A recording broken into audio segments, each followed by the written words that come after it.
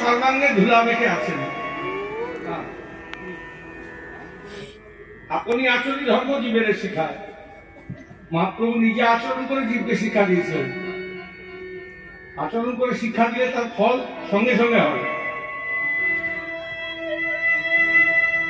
তার প্রমাণ আছে আমার কাছে, এইখানেই প্রমাণ আছে। কীর্তনের প্রচার অনেক বেড়েছে, কাজের কাজ কিছু হয়েছে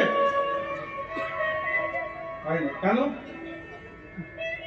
যিনি পরিবেশন করবেন তার আচরণটা ঠিক হতে হবে।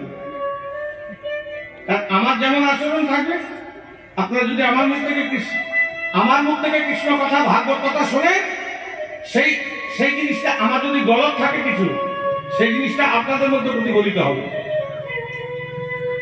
যার জন্য মহাপ্রভু যে জীব শিক্ষা দিয়েছেন নিজে আচরণ করে। এক সাধু বাবার কথা বলবেন। একজনের মা তার ছেলেকে নিয়ে এক সিদ্ধ বাবার কাছে গেছে, খুব বড় সাধু বাবার কাছে গেছে। উনি যা বলতেন তাই হতো। তা বলছে, বাবা আমার ছেলে মিষ্টি খুব খায়, যার জন্য কৃমি হয়।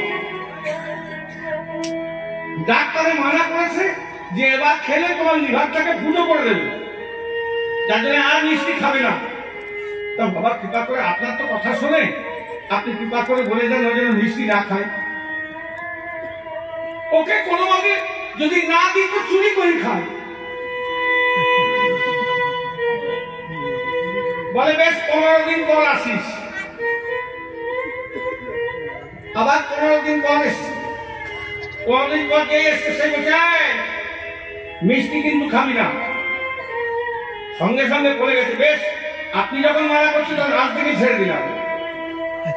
ওর মা চিন্তা করছে, 15 দিন আগেই যে কথাটা বলে দিলে হতো। বাবাজি একটা কথা জিজ্ঞাসা করবো? বলে বলেন। না আপনি 15 দিন আগে এসেছিলাম, এখন আপনি আমার ছেলেকে বললেন না কেন?